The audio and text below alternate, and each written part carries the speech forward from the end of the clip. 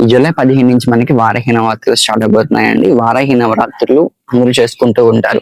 General గా మనకి వారాహి అమ్మవారు సర్వచన్యాధ్యక్షురాలు వెళ్తే అమ్మవారికి సర్వచన్యాధ్యక్షురాలు మంత్రి మనకి శ్యామల అమ్మవారు అయితే దండనాయకి మనకి వారాహి అమ్మవారు అనమాట. సో ఈ వారాహి అమ్మవారిని కొలుచుకోవడం వల్ల మనకి ఏం వస్తుందంటే శత్రు భయం పోతుంది అనమాట. ఎవరికి మనకి బ్యాడ్ థింగ్స్ మనం చేద్దాం అనుకుంటున్నాం, లేకపోతే శత్రు భయం ఏమైనా ఉందా కూడా మనకి ఇవన్నీ కూడా మనకి ఈ వారాహి అమ్మవారి నామాల వల్ల పోతాయి అనమాట. సో దీన్ని పెద్దగా కాంప్లికేటెడ్ గా చేసుకోకుండా సింపుల్ గా మనకి చక్కగా అమ్మవారు వారాహి అమ్మవారి 12 నామాలు ఉంటాయి. సో ఆ 12 నామాలు చదువుకున్నా కూడా మనకి ఎలాగైతే మనకి కంప్లీట్ నవరాత్రి ఫలితం వస్తుంది అన్నమాట. ఎవరైనా నవరాత్రులు చేయలేకపోయినా కూడా జస్ట్ ఒక 12 నేమ్స్ చదువుకోండి. సో మీకు అంతా కూడా బెస్ట్ జరుగుతుంది అనమాట. సో ఇక్కడ 12 నేమ్స్ ఎక్స్ప్లెయిన్ చేస్తాను. సో ఆ 12 నేమ్స్ కనుక చదువుకుని నెక్స్ట్ అమ్మవారికి సంథింగ్ ఏదో ఒక ధూపం దీపం నైవేద్యం సమర్పించుకున్నా కూడా చాలా మంచి ఫలితాలు ఉంటాయి. సో మొత్తం వీడియో చూడడానికి ట్రై చేయండి. చాలా చిన్న వీడియో అది, జస్ట్ 2 minutes 3 minutes వీడియో అనమాట. సో ఇక్కడ స్కిప్ చేయకుండా చూడడానికి ట్రై చేయండి. ఓం పంచమ్యే నమః, ఓం గణనాథాయే నమః, ఓం సంకేతాయే నమః, ఓం సమయేశ్వర్యే నమః, ఓం సమయ సంకేతాయే నమః, ఓం వారాయే నమః, ఓం పోత్రిణ్యే నమః, ఓం శివాయే నమః, ఓం వార్తాల్యే నమః, ఓం మహాసేనాయే నమః, ఓం ఆజ్ఞాచక్రేశ్వర్యే నమః. ఈ నామాలు మీకు కింద డిస్క్రిప్షన్ లో ఇవ్వడానికి ట్రై చేస్తాను, ఒక పీడిఎఫ్ ఫార్మాట్ లో ఇవ్వడానికి ట్రై చేస్తాను.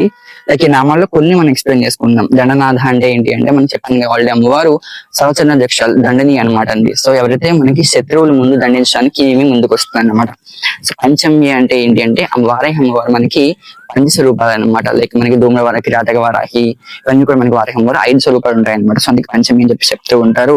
ఇక్కడ వార్తాలి అంటే ఏంటి అంటే ఆమె చేతిలో ఇది ధరిస్తుంది అనమాట. లైక్ మనకి రోకలు ధరిస్తుంది, అందుకే ఆమె వార్తాలి అంటూ ఉంటారు అనమాట. సో శివాయ నమః తెలుసు కదా, అమ్మవారి యొక్క శివ స్వరూపం కాబట్టి లైక్ శివాయ నమః అని చెప్పి అందరికి ఎక్స్ప్లెయిన్ చేస్తారు. మహాసేనాయ నమః అంటే సర్వచన్యాధ్యక్షులు కాబట్టి అందరికి ఈమె మెయిన్ లీడర్ కాబట్టి మహాసేన అని చెప్పేసి చెప్తున్నారు అనమాట.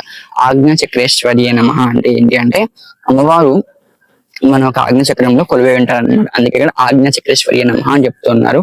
అరిగ్ని నమః అంటే ఏంటి అంటే లైక్ అమ్మవారి వర్ణన ఎలాగైతే ఉంటుంది మనకి అదంతా కూడా మనకి నామాలు ఎక్స్ప్లెయిన్ చేస్తారనమాట అండి.